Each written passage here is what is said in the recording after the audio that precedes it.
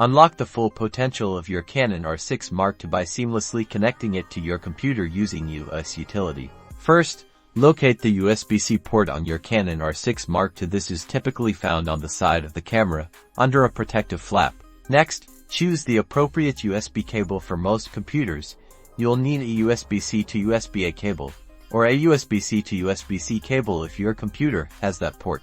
Carefully plug the USB-C end of the cable into your camera's USB-C port.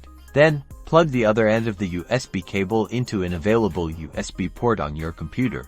Now, open the EOS Utility software on your computer. If you don't have it installed, you can download it from the Canon website. Once EOS Utility launches, you'll see options for remote shooting, downloading images, and more.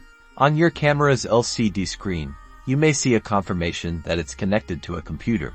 You can now effortlessly transfer files, control your camera remotely, or use live view directly from your computer. Master your workflow with direct camera to computer communication. Enjoy managing your photos and videos more efficiently.